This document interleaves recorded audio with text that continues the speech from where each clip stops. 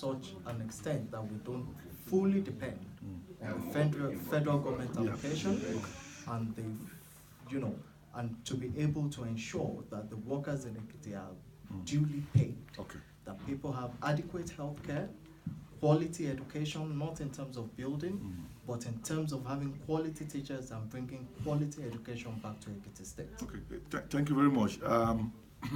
Ekiti is an agrarian society. Some years ago, I was in Israel. I was on a farm in Israel for about 2 weeks, trying to learn the rudimentary of farming. And we used GIS and zeroed in on Ekiti. We found out that all the land cultivated in Ekiti is not up to 10,000 hectares. You just find fertile land, virgin land all over the place. Nobody's cultivating.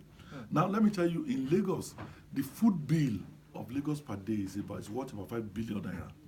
I imagine if Ekiti can just take about 25% of that, of 25% of 5 billion, that means you have, some good money coming into Ekiti every day. What I intend to do if I become governor of Ekiti State is agriculture. There is nothing else that can free us from poverty, from lack of employment, from deprivation other than agriculture. There is so much we can do with agriculture. The land are lying fallow. We can grow rice, we can grow palm trees, we can grow cocoa, we can do animal husbandry, we can do yam. All of the yam you are eating in diaspora here, they're from Ghana. And why? We grow yam in Ekiti State, but we just don't have the technology to take out the moisture from yam and then make it exportable. So if you go into farming and you produce rice, you are producing palm trees and all of that, you take people to the farm, then you create agro-allied industries that will then employ further people, and then you export food, you take to all parts of the country, you take outside the country, and then you create wealth. When you create wealth, there is no way that IGR will not increase. If people are not producing, they are not manufacturing, what do you tax? Do you tax poverty? You don't tax poverty. But when you create wealth, then you can tax people. My model of development in the state is actually Malaysia. It's Malaysia. Today, there are, kilometers of palm tree farming in Malaysia. And when you do that, you come up with vegetable oil, apart from the palm oil, and several other derivatives from palm produce, that you can, export, that you can consume locally, and all of that. Then you move on from there to education. We are known to have passion for education. And I have a model again for education, which is Boston in Massachusetts. Every kilometer in Boston, you have one education institution or the other. I'm not talking of large education institutions that will occupy expanse of land.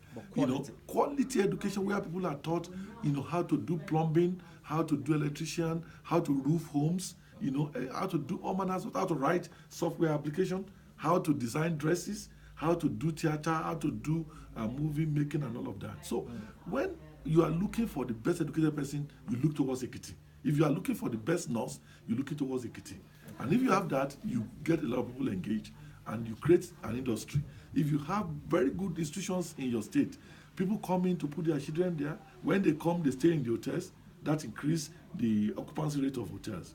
When they come in, students come in, they rent homes. People are building houses and creating, wealth in the process. There are bookshops, restaurants, entertainment, and everything is, we follow. So those two things, agriculture and education, those are going to be, what we're going to concentrate on. So, sorry to cut you short, yes. Senator.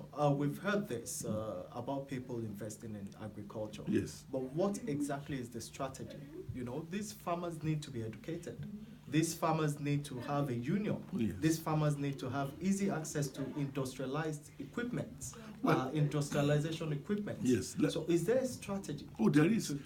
Right now. To ensure, yes. sorry, Senator, to ensure that we don't just give these farmers fertilizers that they end up selling when they're hungry. No. What exactly, in a nutshell, you don't have to go into detail. Yes, I can go into detail. I'm part of a process now in the presidency that I've given priority to agricultural production. And what is happening in some of the states, which we are not taking advantage of now, is that the federal government has a scheme for agriculture whereby there are farmers are organized into cooperatives, and we call them, outgrowers. The government organizes them into cooperatives. They are given inputs, like seedlings. You clear the land for them. You give them seedlings. You give them fertilizer. You help them harvest. Today, as I'm talking to you, in Kebbi State, they have harvested in one season 3 million tons of rice. Nigeria consumes about 15 million tons per annum. One state is now, cultivating and putting into the pool 3 million tons. It is not doing 1 ton. 1 ton. And we can do better. We can do better. And Kebbi has, benefited about 45 billion naira from the fund provided by the federal government, to do those things. About 80,000 farmers have been mobilized to the farm in Kebbi State. Ebonyi, is doing the same thing. And those farmers will be able to provide for their families. Oh, they are providing. Not only that, there is wealth creation. They are confident of themselves. They are doing well. And you see, you have a season, you grow rice. As you are harvesting rice, you then plant wheat. As you are harvesting wheat, you plant rice again. So a lot of activity is going on. You cannot see people who are jobless, who are hopeless, walking around the city doing nothing in Kebbi any longer. So these are the kind of things we want to introduce in Ekiti State. You have this outgrower scheme. The government is ready to provide the initial takeoff for people. You have the government bringing in people who have equipment, who provide equipment for them, people who have the understanding of how this thing, good seedlings, that can have very good yield. So if we go this part, it's a win-win situation. Yeah.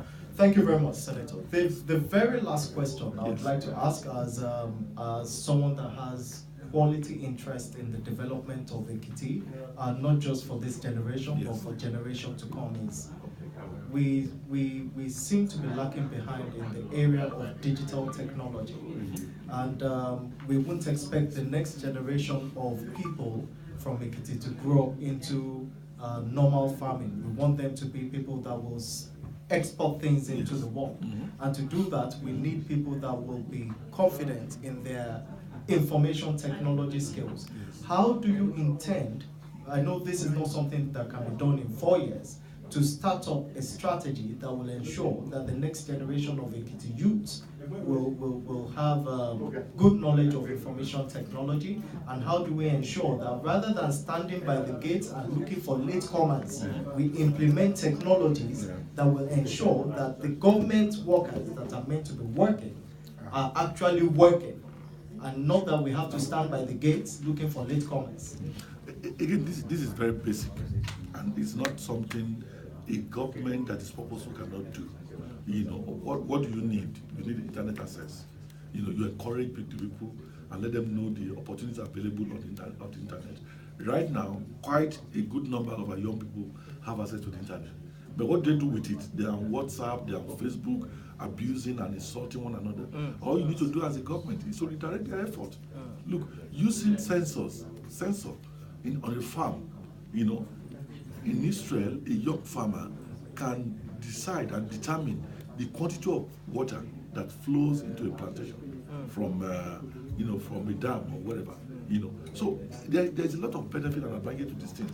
All we need to do is to provide the infrastructure for internet accessibility, and that can be done even in collaboration with developmental agencies across the world. If they see you as serious, as purposeful, and you are determined, you are committed towards development, they can provide all of these things. So it should be an added advantage. A farmer on his farm can use the benefit of farming. In Kenya today, there is something called M-Pesa in Kenya. It's a facility that you can use, to borrow money and pay back using your own phone.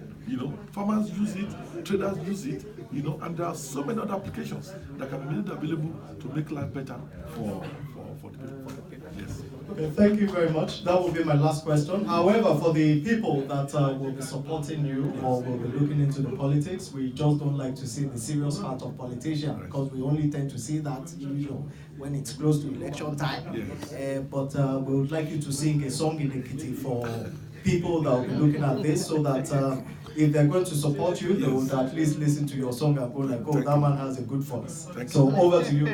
My favorite song is this, and I may not have a very good voice, but I have a favorite song, which is very meaningful.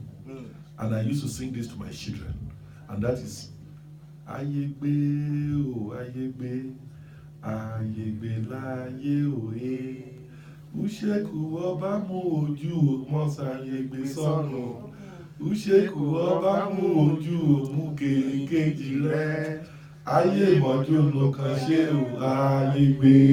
It's a very beautiful song. Wí bẹ́ẹ̀ síra rẹ̀ ayé gbé o ayé gbé láyé òye Uṣekú ọba mú ojú mọ́sáyé gbé sọ́nù Uṣekú ọba mú ojú mú kéèkéjì rẹ̀ ayé ìmọ̀júnú kan ṣe ò ayé gbé. Thank you very much. Thank you very much. Hero! Witty! Ẹ ṣé kan.